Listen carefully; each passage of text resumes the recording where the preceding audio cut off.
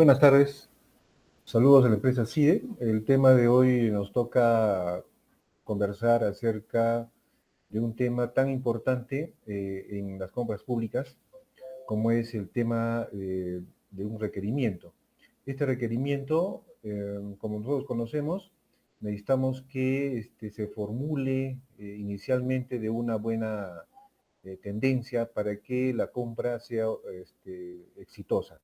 ¿Ya? Entonces, nuestro título, nuestro tema de la clase de hoy es Buenas prácticas para realizar un requerimiento.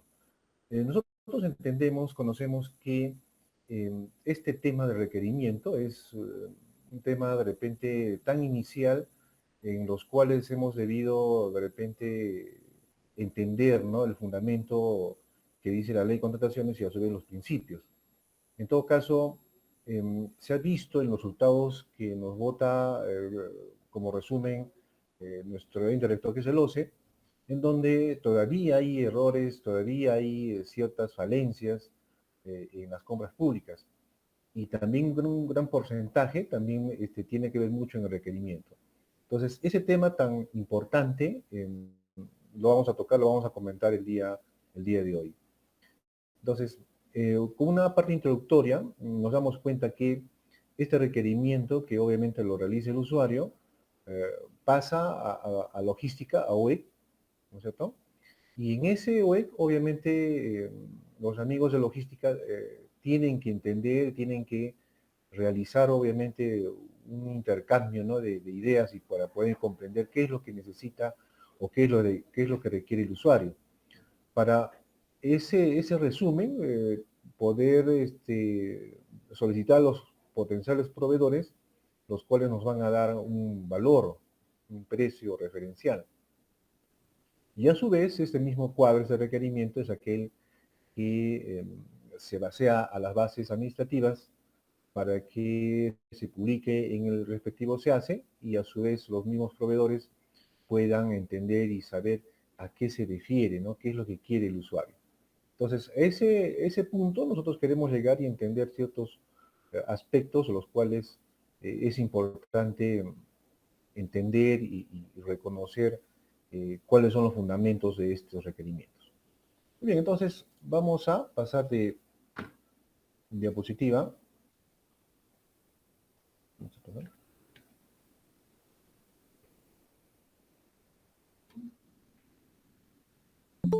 Ya está. Muy bien, entonces veamos.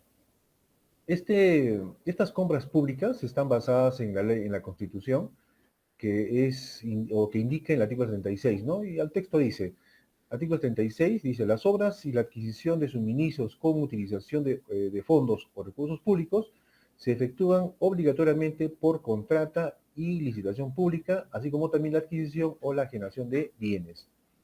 Segundo párrafo dice, la contratación de servicios y proyectos cuya importancia y cuyo monto señala la ley de presupuesto se hace por concurso público.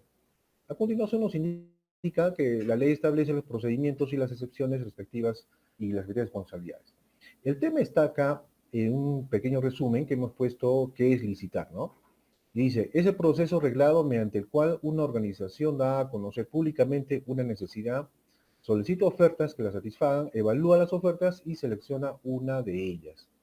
¿Qué significa esto? Nos damos cuenta que las compras públicas está basada en obviamente en la Constitución, el artículo 36, y ahí bien claro nos habla que cuando se efectúa, cuando se realiza las compras con los fondos públicos o recursos públicos, como se dice, de todas maneras tienen que ser por contrato y una licitación.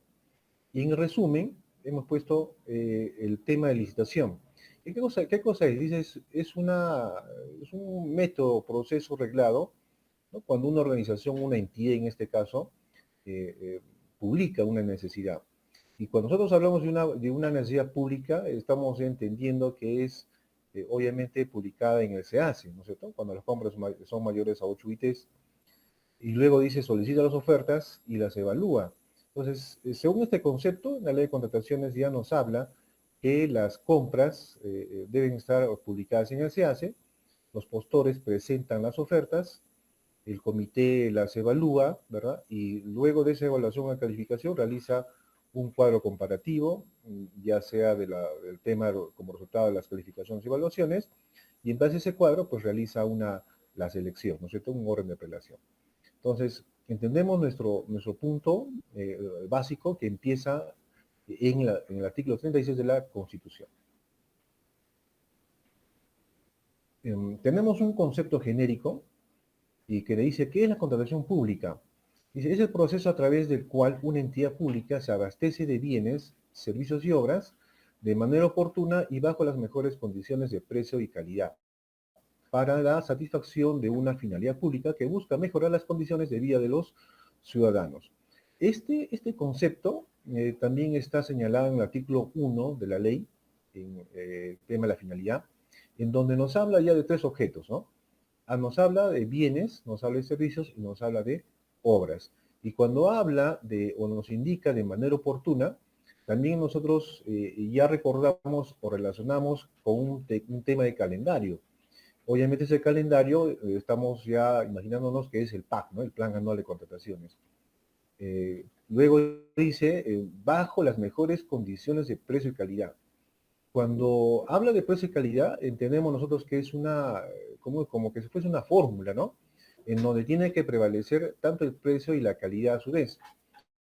No nos olvidemos que el tema de calidad es un adicional, ¿no? Al producto. En todo caso, esa calidad que se adiciona para que tenga una buena performance, ya sea de un bien, de un servicio o de una obra, pues incluye un costo de producción.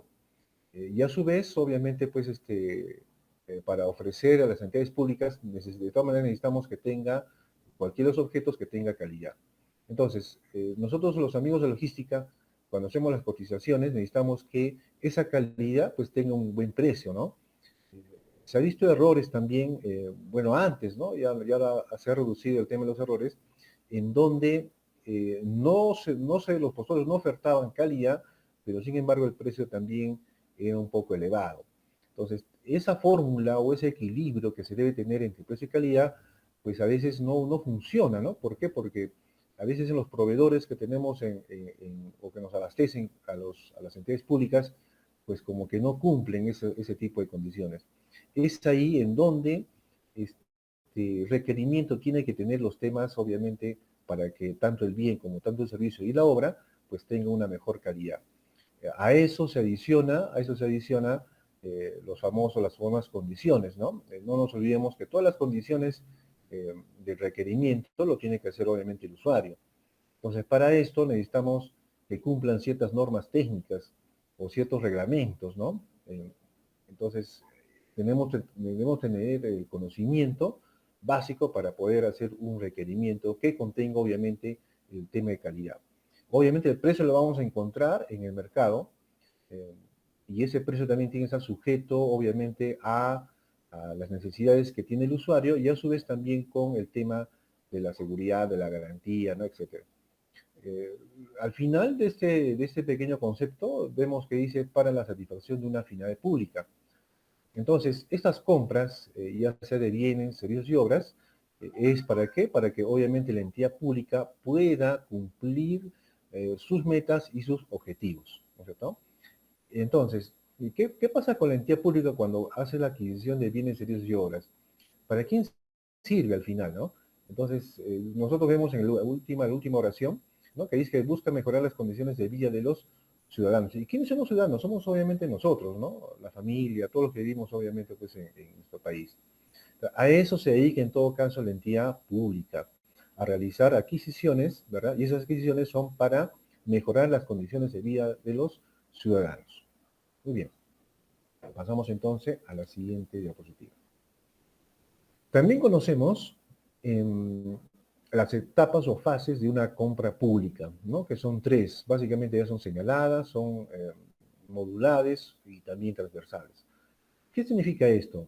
Primeramente tenemos la parte donde dice actuaciones preparatorias, ¿no? Que básicamente viene a ser toda la documentación inicial, eh, como requerimiento, las aprobaciones, las cotizaciones, etcétera, ¿verdad? Aprobación también, obviamente, del expediente. Cuando hablamos de expediente, no nos olvidemos que ese expediente es un conjunto de documentos que contienen obviamente pues todo el seguimiento operativo basado en documentos, los cuales tienen que estar archivados o foliados, ya sea por fechas, ¿no? Y por condiciones también, ¿no? Entonces, es ahí en las acciones preparatorias en donde inicia obviamente el expediente de contratación y a su vez el proceso de la compra pública. Entonces, terminada esa documentación aprobada, revisada por logística, por el usuario, aprobada por la autoridad respectiva, pues pasamos a la fase 2, que viene a ser la fase de selección. En esta fase de selección entendemos que es donde se publica o se solicita las necesidades del usuario y se entrega a los proveedores para que nos entregue un precio, ¿no es cierto? Pero a su vez también en ese lapso no solamente es la cuestión de entregar la solicitud de cotización a los proveedores, sino también realizar un estudio de mercado, ¿no? Una indagación. Entonces, ¿para qué? Para yo poder buscar el proveedor indicado y poder, obviamente, solicitar el precio, el valor, obviamente, de los bienes, los productos o las obras que necesita la entidad. Entonces, una vez que se ha seleccionado al proveedor potencial que cumpla con las necesidades que solicita el usuario, pues ya se hace ya un documento, como es ese contractual, en donde ya tiene ya una obligación, ¿no es cierto? Para poder obviamente hacer cumplimiento de este, de este objeto. Entonces nosotros vemos que en esas tres fases, y cualquiera fuese el monto, ya sea que los montos sean mayores a 8 UITs o menores a 8 UITs, se tiene que cumplir con estas tres fases. En el tema de la fase 2, fase de selección, no de repente las compras no van a recaer directamente cuando una compra es menores a 8 UITs, pero ¿qué se solicita, ¿no? A la entidad? Se solicita obviamente que haga una directiva interna, los cuales van a regir la manera, el procedimiento para poder hacer un buen contrato. ¿Qué pasa entonces? ¿Qué pasa cuando las compras son mayores a 8 UITs? Cuando las compras son mayores a 8 UITs, pues obviamente estamos pegados o reglados bajo la ley de contrataciones. Y cuando son menores, pues solicitamos que tenga una directiva interna. Y esa directiva interna debe basarse en los principios de la ley de contrataciones y también bajo las pautas del Código Civil. Entonces, esas tres fases son aquellas pues, que nosotros necesitamos entender y conocer. No vamos a tocar, obviamente, todas estas fases porque no es nuestro tema, pero sí como tema genérico, como un tema global, nos ubicamos qué requerimiento, obviamente, la trazamos y la entendemos en las actuaciones preparatorias. Estamos viendo que en el artículo 1, o en el concepto de la compra pública, vemos que hay tres objetos que la entidad pública siempre compra, como son bienes, como son servicios y son obras. Cuando nosotros hablamos obviamente de bienes, hablamos de un formato, una terminología que se llama especificaciones técnicas. Y nosotros tenemos ahí pues una guía, ¿no? Unos ciertos puntos ahí donde se solicita un cuadro, un formato para poder establecer o llenar dichas especificaciones, obviamente para los bienes. No necesariamente tiene que ser lo mismo o igual, pero sí es parecido, ¿no? Generalmente las entidades públicas ya tienen un formato, que ustedes me imagino que deben conocer o deben tener ese formato ya establecido en la entidad. Así como también hay para bienes, también hablamos para el término de servicios, ¿no? Que son los famosos términos de referencia. También se aconseja tener ciertos puntos obligatorios para poder llenar o cumplir, obviamente, con los requerimientos. Cuando nosotros hablamos de obras, pues en obras ya tenemos ya un expediente técnico, ¿no? Que ya tiene mucha información. Y a su vez también en obras ya no solamente se compra un objeto, sino va incluido con un paquete, no tanto servicios como tanto bienes. Entonces, ahora estos formatos, estas formas que se solicita al usuario, pues también se sugiere que los amigos de logística podamos capacitar a los usuarios, hacer charlas de capacitación para poder explicarles cómo es un requerimiento y cómo se identifica cuando es un cuadro, una forma para completar las especificaciones técnicas y cuando se llena una forma para los términos de referencia.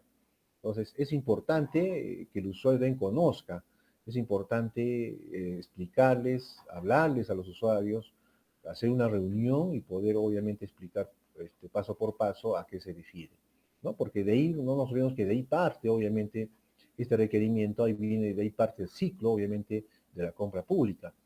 Y a su vez también que nosotros tenemos en cuenta que da inicio al expediente de contratación. ¿De acuerdo? Entonces, vemos varios puntos acá, obviamente con un cuadro genérico, donde nosotros vamos a poder llenar o completar cierta información obligatoria. Ahora, no siempre se va a encontrar la información que solicita las formas, pero tratamos de completar más información. Siempre hacemos o recalcamos lo siguiente. Este cuadro que ustedes están viendo, ya sea para bienes o para servicios, cuando se llena, cuando se completa con la información, pues pasa a los amigos de logística, ¿no? Y los amigos de logística, pues a veces no tenemos tiempo, no tienen tiempo para poder llamar al usuario y explicarles a qué se refiere. Entonces, es todo lo que solicita debe estar plasmado en dichas formas. De ahí, este requerimiento, este cuadro, resumen, como se dice, va a ser solicitado a los proveedores para que nos entreguen la información. Entonces, en resumen, nos damos cuenta que esta solicitud, este requerimiento que realiza el usuario, pues pasa por 2 o 3 manos, ¿no? Entonces, si la información está clara, entonces se entiende que el resultado también debe estar muy claro y preciso. Cuando nosotros encontramos esta información que no está completa o tiene ciertos vacíos, pues es muy factible también que el proveedor no entienda, por lo cual que hay un espacio en las bases administrativas, en los tiempos, en donde los proveedores hacemos consultas y también hacemos observaciones. Y a su vez también cuando no está claro este requerimiento que es pasado a las bases administrativas, pues o el usuario propiamente dicho o el comité no puede en todo caso responder a ciertos cambios, a ciertas sugerencias que realiza los proveedores o postores, pues lo que hacemos los proveedores, hacemos una apelación, hacemos como un pare, ¿no? Hasta que nos respondan. Y eso da lugar a que los tiempos de las compras públicas programadas pues se retrasen más. Y eso conlleva al no cumplimiento de qué? De las metas y objetivos. Entonces, nos damos cuenta que la importancia de tener o de cumplir con las formas para hacer la compra de bienes y para hacer la compra de servicios. A esto nosotros nos abocamos, nos empujamos a que los amigos de logística puedan explicar a los usuarios, nuevamente repetimos, ¿para qué? Para que se entienda cómo es que se realiza un requerimiento.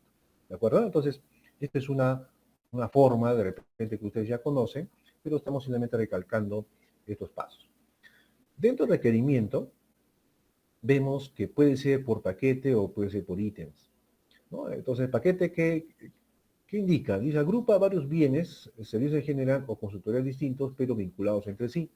Puede convocarse para elaborar estudios de preinversión, elaboración de dichos estudios y expediente técnico y o estudio definitivo. Y cuando hablamos de ítems o items, dice la contratación de bienes, servicios en general, consultorías u obras distintas, pero vinculadas entre sí si los montos individuales son superiores a los 8 ítems, ¿no? Y al final siempre nos recalca, dice, cada ítem es un procedimiento independiente dentro de uno principal. ¿Qué significa esto en resumen? Que los paquetes, cuando se hace la compra por paquetes, incluye dentro de un paquete un bien o un servicio, ¿no? No nos olvidemos que cuando hablamos de bienes, pues se entiende que ese bien es un objeto medible, cuantificable, que sufre mantenimiento, que sufre depreciación, ¿no?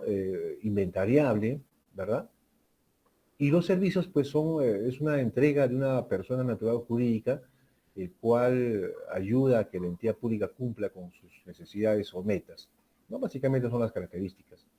Entonces, Yo puedo comprar un paquete de bienes, que puedo comprar un paquete donde incluya, ¿qué les digo? Material de construcción, por ejemplo, fierro, podemos comprar pegamentos, podemos comprar a su vez también calaminas, o todo lo que esté relacionado entre sí. Pero ojo, cuando nosotros hablamos de cuando tenga vinculación entre sí, necesitamos que el mercado, o sea, en este caso los postores o proveedores potenciales, pues vendan, ¿no? Ese paquete. No sería, creo que, correcto hacer la compra de un paquete cuando yo compre ladrillos y compre, por ejemplo, pegamentos, ¿no? O pegamento chena, como se dice. ¿Por qué? Porque no siempre los que venden ladrillos, pues, venden ese tipo de paquete. Entonces, a veces se coloca ciertos paquetes, pero encontramos que hay proveedores en los mercados que no dependen o no venden ese tipo o de conjunto de bienes y servicios, ¿no? O bienes en sí.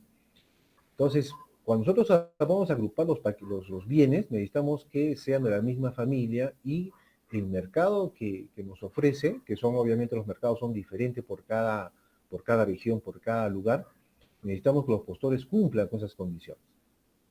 Entonces, puedo comprar, por ejemplo, unas cámaras de seguridad y a su vez podemos ver también que hay servicios de instalación o no tienen servicio de instalación, ¿no?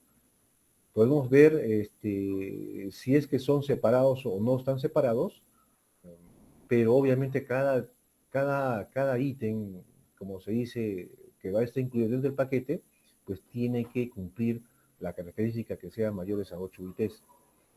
Si es que no cumplo con el paquete, no se cumple con el paquete la necesidad y a su vez que no encontramos en el mercado nuestros potenciales proveedores no nos pueden vender, entonces lo tenemos que en todo caso separar. Y esa separación obviamente hablamos pues de ítems, ¿no? Entonces cada objeto que voy a comprar viene un ítem.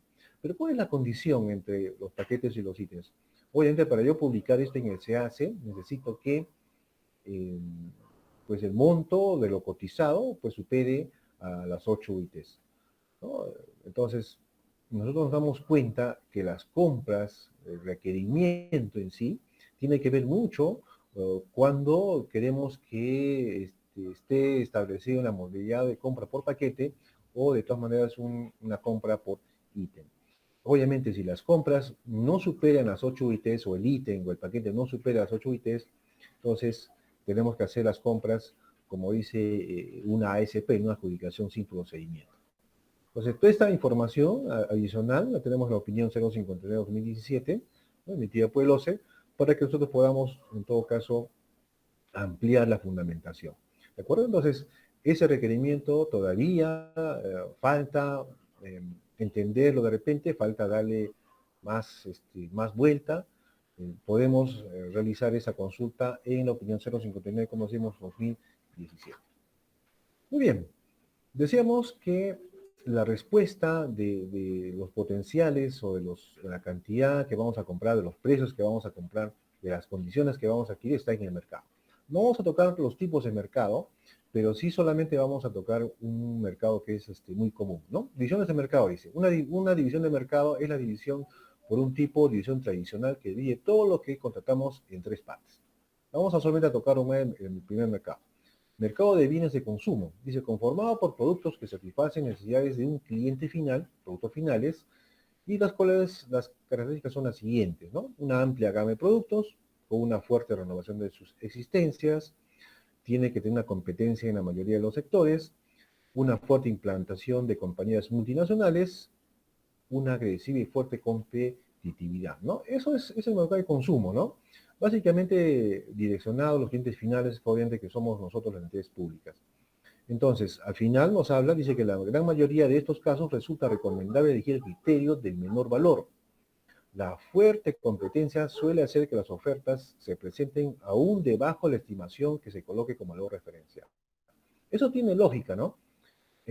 Generalmente se elige el precio menor eh, cuando obviamente los proveedores nos dan o nos entregan el valor o el referencial.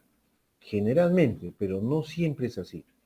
Entonces, cuando por ejemplo resulta eh, que yo pueda tocar las fórmulas, no solamente del precio del menor, ¿no?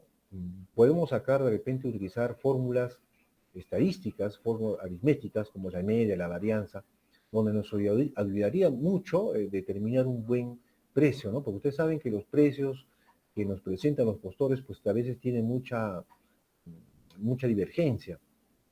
A veces tiene mucho que elegir también, o mucho la condición tiene que ver de quién nos solicita. Hemos visto en ciertas entidades públicas y también el comportamiento de los mercados, los proveedores, que cuando la entidad pública solicita precios referenciales, ya sea de bienes o los servicios, pues si se presenta como entidad pública, pues el postor o el proveedor nos da un valor diferente cuando el postor, o perdón, cuando el que solicita es una empresa privada. ¿Por qué? Porque la entidad pública obviamente pues tiene un tiempo de proceso, tiene un tiempo de procedimiento y también un tiempo de paga. Pero esta paga no siempre se cumple con los tiempos que dice la ley de contrataciones. A veces se pasa, entonces 30 días, 45 días. Entonces, para una empresa privada, para cobrar o vender de esa forma, pues yo lo tomaría como una venta al crédito. Y para hacer una venta de crédito, pues ustedes saben que necesita ganar intereses. Pero cuando se presenta un postor, perdón, un proveedor privado, entonces, ¿qué pasa con la entidad pública? La entidad pública, pues, obviamente, pues ya sabe ya cómo es que le va a dar el precio. Si una empresa privada va a otra empresa privada, obviamente, pues los créditos, los tiempos se reducen, casi que es con entrega. Entonces me conviene venderle a una empresa privada, obviamente por los costos. Pero ¿qué pasa en estos tiempos? En los tiempos ahora ustedes saben que el Estado es, viéndolo de este lado, de la entidad privada, vemos que el Estado pues, es una empresa que tiene gran dinero, gran valor de adquisición. Entonces, por eso es que los postores se presentan, a pesar de que los precios o los tiempos de paga no son los tiempos establecidos. Entonces, ¿qué hace la empresa privada? Pues oferta sus productos, oferta sus servicios y trata de colocar. ¿Y cómo funciona esto en el fondo? Sucede que yo, empresa privada, pues tengo un almacén. Y en ese almacén pues tengo mi stock, tengo mis bienes, ¿no es cierto? Entonces, obviamente, la función que yo cumplo como empresa privada es, obviamente, es lucrar. Yo tengo que ganar dinero vendiendo, obviamente, a otras entidades, en este caso al Estado. Entonces, cuando yo, empresa privada, me presento a la entidad pública viendo las bases administrativas, pues trato de colocar mis productos a lo que solicita el usuario, en este caso la entidad pública. Pero si yo veo que en las bases está muy vacío ese requerimiento, muy vacío esas bases administrativas, entonces pues voy a tratar de colocar mis productos a ese sitio, ¿no? ¿Para qué? Para que tenga yo obviamente movimiento. Pero cuando las bases o los requerimientos están bien establecidos, bien cuadrados, pues no hay lugar a tanta duda. Entonces, ¿qué hace el postor? ¿Qué hace la empresa privada? Pues ya como sé que está bien claro, entonces mi producto no trato de obligar a que la entidad pública me compre o me adquiera. Por lo tanto, se conjuga acá, ¿qué cosa? Que si el requerimiento está bien claro, bien formulado, pues no hay espacio a que los proveedores podamos colocar nuestros productos, ya sea por faltas o por falencias establecidas en las bases administrativas, ¿no? Entonces, a eso da la importancia de conocer obviamente el requerimiento y a su vez también el mercado, ese mercado de consumo, ¿no? Que se juega mucho. Es un tema muy amplio, muy interesante, pero obviamente pues los tiempos no nos van a ayudar. En otra oportunidad de repente vamos a poder ampliar. Muy bien, vamos en todo caso al tema principal de todo esto. El requerimiento técnico mínimo nos habla, ¿quién lo hace? Sabemos que es el usuario, y se puede ser formulada por él a solicitud de la usuaria cuando por naturaleza el objeto tenga conocimiento para ello y sin perjuicio de la aprobación del área. Obviamente, pues, ¿no? Entendemos que el requerimiento lo hace el usuario, ¿de acuerdo? Lo hace el usuario. ¿Qué es lo que se coloca? ¿Cómo es que se describe? Acá nos han puesto un pequeño cuadro en el medio, dice que la descripción objetiva y precisa de las características y o requisitos funcionales relevantes, ¿no? Y las condiciones en las que debe efectuarse la contratación. Todo lo que estamos a conversando se resume en este pequeño cuadrito, ¿no? Obviamente, primeramente, lo que yo necesito es que sea objetivo. Cuando hablamos objetivo, y te vamos a ver cuál es la explicación de esto, lo que hablamos objetivo es que solamente nos aboquemos al requerimiento en sí, ya sea el objeto del bien, ya sea el servicio o ya sea la obra. Pero obviamente no estamos buscando parecido, sino estamos buscando algo específico, ¿no? Por eso dice objetivo. Y cuando habla de preciso, pues queremos que las condiciones, esas características sean pues lo más claro posible. ¿De acuerdo? Y a su vez también que se coloca las condiciones en las que debe efectuarse la contratación. Entonces, este pequeño cuadro nos ayuda a que el usuario, cuando revisa las condiciones para hacer su adquisición, debe cumplir con que sea objetivo, sea preciso y obviamente muy detallado, ¿no? Y obviamente las condiciones, cómo es que se debe efectuar esta compra. Aparte nos han puesto al finalizar que está prohibido, ¿qué cosa? Incluir exigencias desproporcionadas, irrazonables, innecesarias, ¿no? Hacer referencia a fabricación. Obviamente ya ese tema también ya es entendible, en donde nosotros sabemos que en los requerimientos no podemos colocar ninguna característica o referencia a un tipo que me incline a una marca o procedencia, etcétera. Pero obviamente esa condición, hay una salvedad obviamente cuando hablamos del tema de estandarización. O sea, cuando hablamos del tema de estandarización, hablamos obviamente de autopartes, ¿no? O hablamos de, obviamente, pues los mantenimientos que necesito hacer.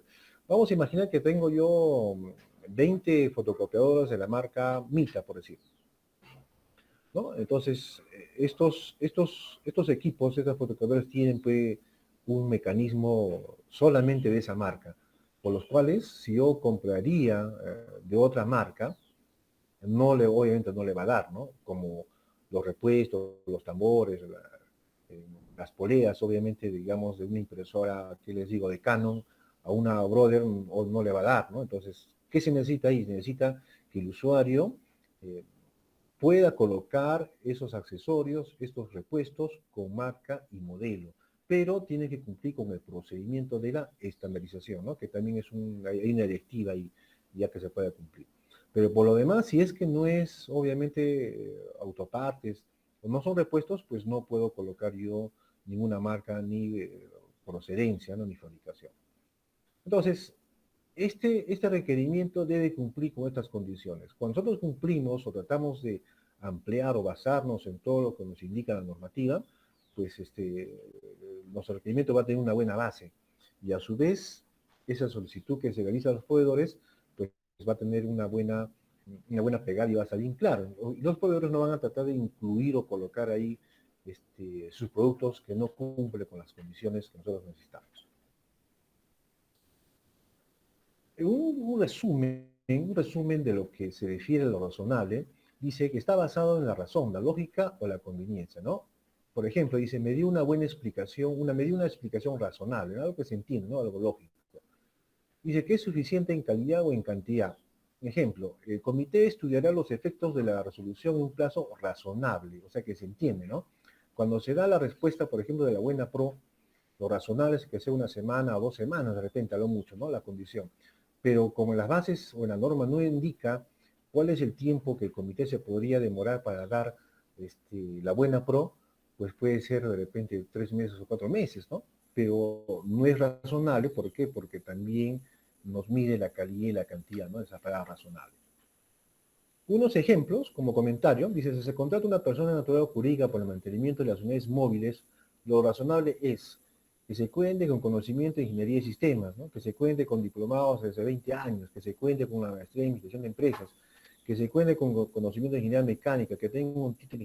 Bueno, son varias condiciones que a veces colocamos en las bases administrativas, pero no es razonable, ¿no?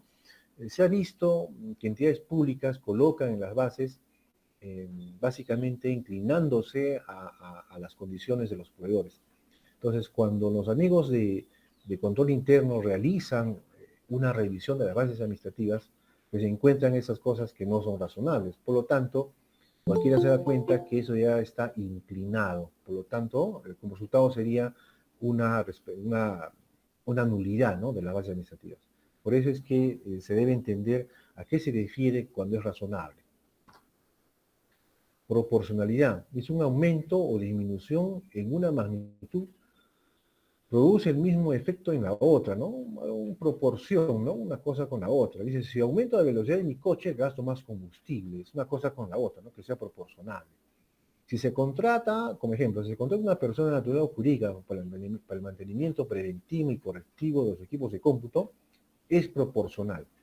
Que se cuente con conocimientos de ingeniería y sistemas, que se cuente con conocimientos de ensamblar computadoras, todo el personal sea experto en desarrollo de software, que tenga conocimientos de ingeniería eléctrica, que sea ingeniero electrónico, ¿no? Podemos colocar de repente más ejemplos, pero la proporción es esa, ¿no? La proporción se trata de que, primeramente, el objetivo, ¿no es cierto? El objetivo, que tenga la lógica y obviamente que sea compensable al otro lado, ¿no? No podemos que tenga condiciones para los proveedores obviamente desproporcionables, ¿no?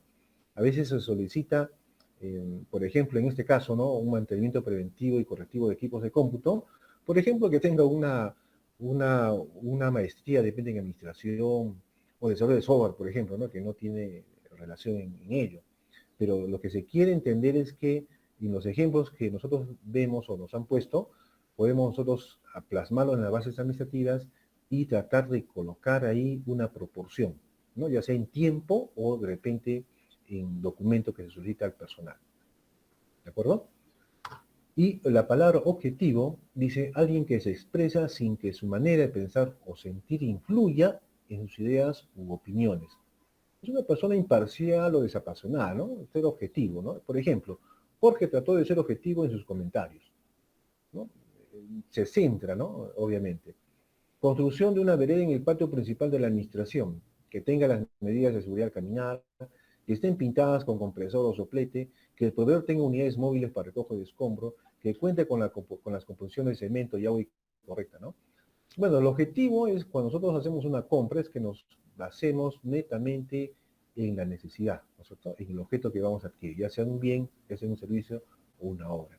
Entonces, si nosotros tratamos de conjugar todas las condiciones que estamos viendo, vamos nosotros a tener un requerimiento muy fuerte, muy solvente, y eso obviamente nos va a ayudar a que la compra sea una compra muy exitosa.